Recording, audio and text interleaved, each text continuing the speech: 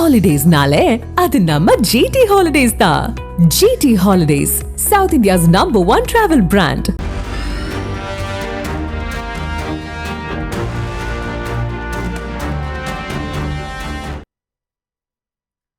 SIR படிவத்தில் 2002 அல்லது 2005 சிறப்பு சுருக்க திருத்த விவரங்களை கொடுக்காதவர்களுக்கு தேர்தல் ஆணையம் நோட்டீஸ் அனுப்ப நடவடிக்கை எடுத்து வருகிறது.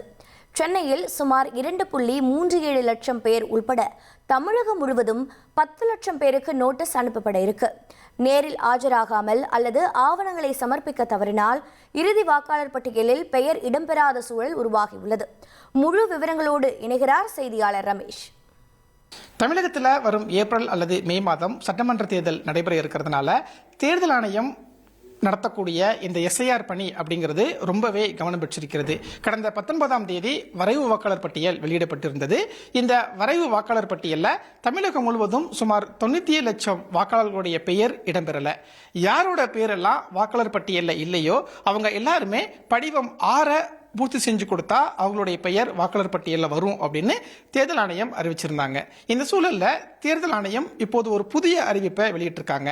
அது என்ன அறிவிப்பு அப்படின்னா, SIR பணி மேற்கொள்ளும் போது ஒவ்வொரு வாக்காளருக்குமே கணக்கீட்டு படிவம் கொடுக்கப்பட்டிருந்தது. அந்த கணக்கீட்டு படிவத்தில் கிராமப்புறமாக இருந்தா 2002ஆம் ஆண்டும், நகர்ப்புறமாக இருந்தா 2005ஆம் ஆண்டும் வாக்காளரோ அல்லது வாக்காளருடைய தந்தையோ அவர்களுடைய பெயர் எந்த வாக்குச்சாவடியில் இடம்பெற்றிருந்தது அப்படிங்கிற விவரத்தை அதில் பூர்த்தி செய்யணும் அப்படின்னு சொல்லியிருந்தாங்க. இந்த தகவலை யாரெல்லாம் சரியா பூர்த்தி செய்யலையோ அவங்க எல்லாருக்குமே நோட்டீஸ் அனுப்புவதற்கு தேர்தல் ஆணையம் முடிவு செஞ்சிருக்கிறாங்க. இந்த நோட்டீஸ் தபால் மூலமாகவோ அல்லது சம்பந்தப்பட்ட வாக்காளரை நேரில் சந்திச்சோ கொடுப்பதற்கு தேர்தல் ஆணையம் முடிவு பண்ணியிருக்காங்க. யாருக்கெல்லாம் தேர்தல் ஆணையத்தில் இருந்து நோட்டீஸ் வருதோ அந்த வாக்காளர்கள் எல்லாருமே சம்பந்தப்பட்ட வாக்குச்சாவடி அலுவலரை நேரில் தொடர்பு கொண்டு அவங்க கேட்கக்கூடிய ஆவணங்களை கொடுக்கணும்.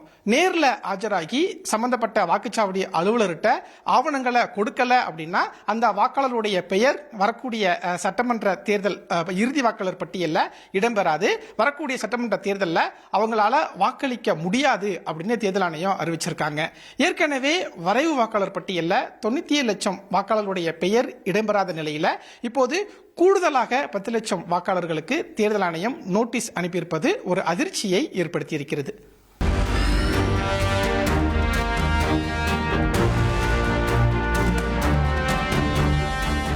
Holidays-nale, அது நம்ம GT Holidays தான்.